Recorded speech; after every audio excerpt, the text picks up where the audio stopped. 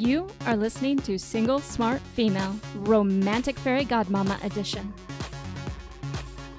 This episode is sponsored by thecouragekit.com. Hey, Single Smart Female, are you ready to become the adored woman you are meant to be? Do you want to learn the ins and outs of man-tourage dating so you can create the love life that you want? Then meet me over at thecouragekit.com to learn how I can change your love life forever. Hey, single lady. Jen here, your romantic fairy godmama. Today's topic, myths about men that stop women from finding love. Part 2. Now, part 2, if you haven't listened to part 1, I'd rather you go listen to part 1 first and then come to part 2 to listen so you get the collective musings of my brilliance. I'm just messing with you, but yes, I would love for you to go listen to part 1 first. And now, let's start with part 2. Again, we're talking myths about men that stop women like you from finding love. Number 1, you need to study men in order to catch one. So, this drives me a bit nuts. If you've been here for a while, you've heard me say time and time again. Finding love is not about studying men. Men are the easy part, the extraordinarily easy part. Gosh, I wish I would have gotten this a lot sooner when I was young. We focus so much attention on what men want and what men think and what men do.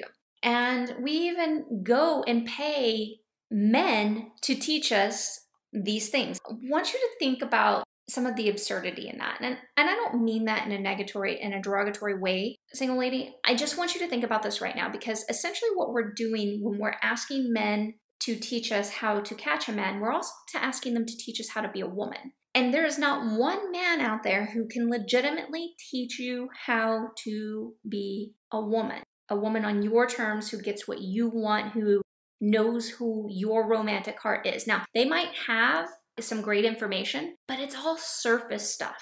These are the things that you need to go to another woman for. Somebody who gets everything that you're going to, because no matter how enlightened these gentlemen are, they do not know what it feels like to be you.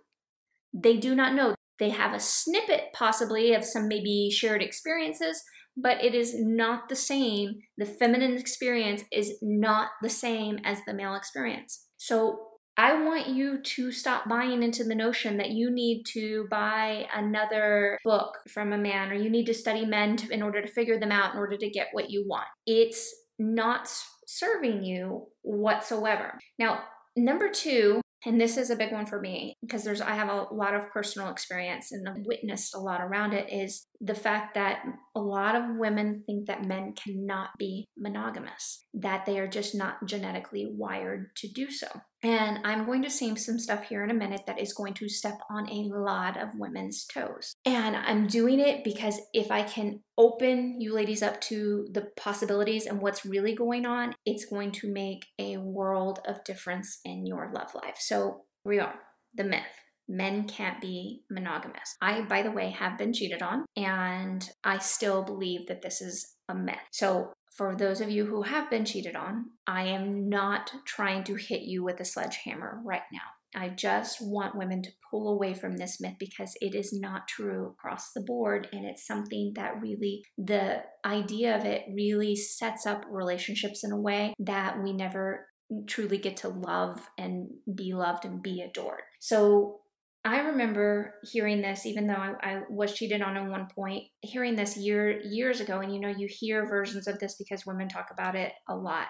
But I watched my father, who wasn't exactly the nicest man in the world. He wasn't very kind to me growing up. We have a different relationship now, but it's still very, very bumpy. But I watched him be extraordinarily faithful to my mother, who ran around on him quite a bit during the 30-something years they were off and on together. So I have personally witnessed quite a few women play this role of not being faithful. And I will venture to say, I think there are a lot more women that just have not confessed to this, that this is something that happens very frequently, that we almost if not are at the same level, but a lot of us are just as unfaithful as what we claim men to be. Now, why do I bring that up? Because this is what helped me start probing into the experience about men, of whether or not what we said about men to be true was accurate and was indeed true and was really taking into account everything that was going on. So again, my parents had a very tumultuous relationship, but for 30 something years, my dad did not stray from her, even when they were split up. So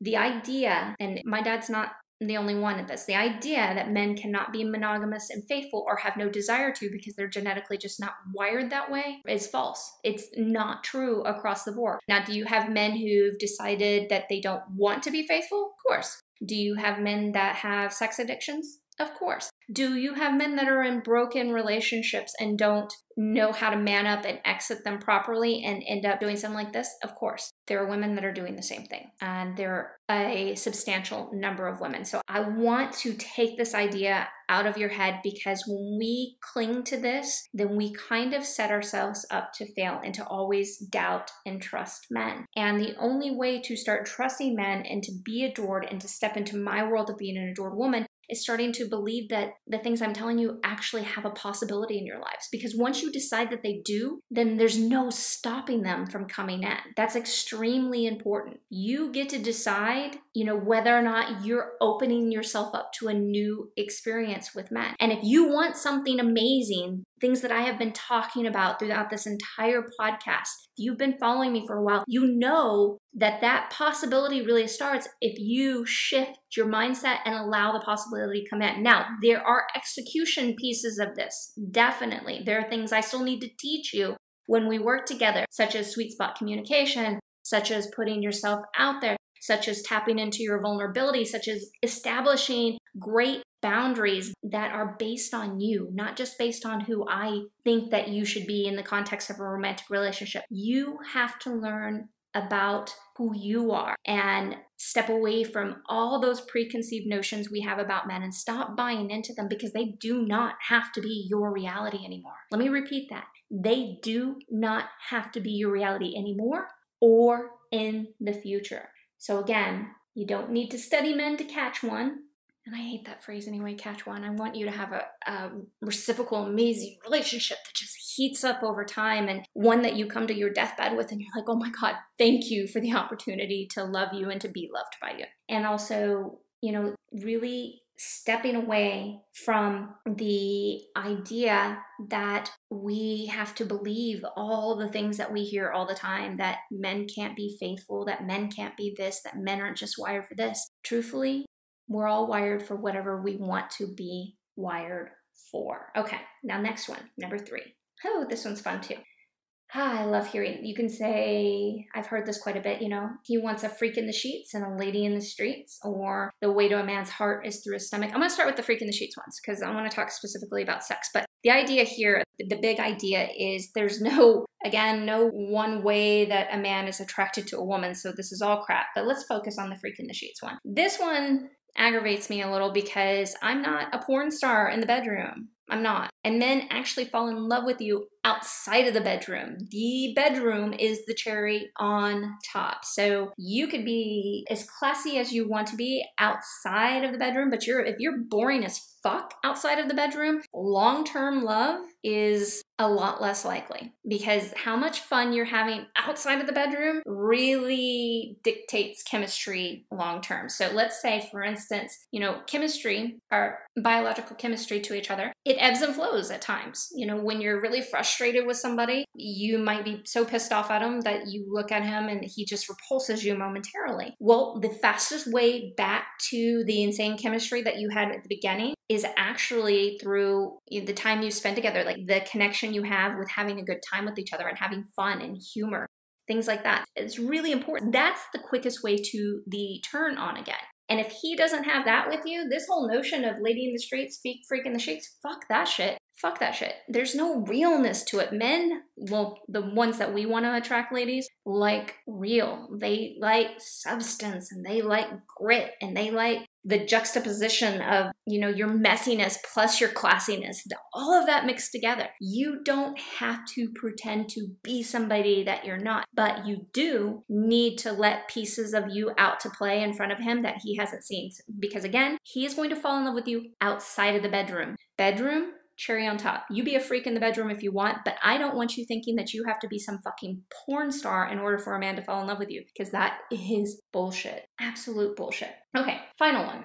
Number 4. This is the one that aggravates the crap out of me. This is the one that gets me more than anything. I was talking to a woman the other day who brought this up, and I needed a punching bag. I got really, really upset. I didn't actually find a punching bag, but I wish I would have, because that would have been very helpful. But this triggers me on all levels. So I've heard this before, but there's an added component to it that I'm about to tell you that I was like, you've got to fucking kidding me. You've got to be kidding me, ladies. Not you, ladies, just whoever contributed this in general. Okay, so number 4, men are attracted to smart women, but they don't smart. Okay, so we can say smart, strong, ambitious, we'll put all those kind of together, but they don't want that type of woman long term.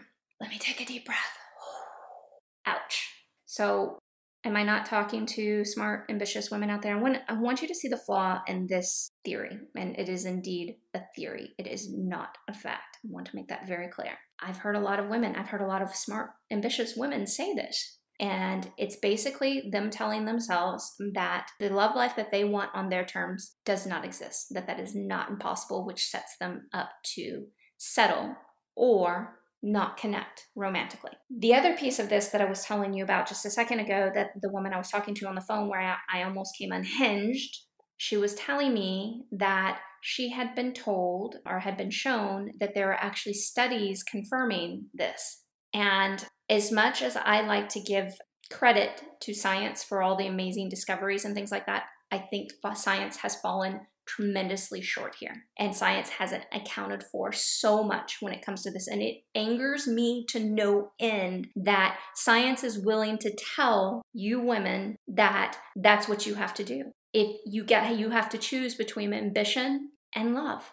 And it's so much, it's just like this big shitball that they've rolled together and said, here, take it, this is yours, you can have this, and good luck with all that. All right, ladies, I'm going to tell you, even if you've never seen any evidence of this in your life, men are, yes, indeed, wildly attracted to smart women. There is nothing that turns them on more than you. But here's the big but here. The reason why a lot of them don't end up with you is not because they can't handle. It has a lot to do with how we romantically interact with each other over time. And I'm going to tell you something that's going to piss a lot of you women off.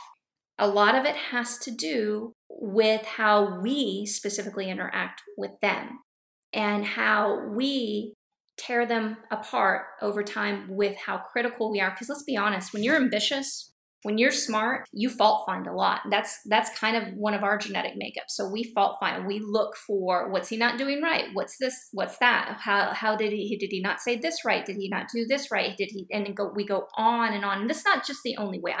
This is one of the big ways that we do this. Or, you know, in order to try to keep peace, we play the doormat. We allow him to do what he wants when he wants, and then we never really put ourselves out there romantically because we're really afraid that he's going to walk away. And in that, okay, so in the first one, you tear him apart. In the second one, he tears you apart until he no longer gets to see the woman that he fell for in the first place. And that's where things fall apart. Two strong, smart, dominant people can come together and have an amazing relationship. Yes, they have to learn how to communicate differently with each other. They have to learn how to speak to each other in a way that lifts each other up. And they also need to know how to communicate who they are and what they need in a way. And that's part of what I call sweet spot communication. But, and I mentioned this in part 1, I'm going to mention this again. We as women are the powerhouse in romance. We influence so much. And you, as a smart woman, you, as an ambitious woman, need to start to tweak certain things, not change who you are. You never change who you are for a man.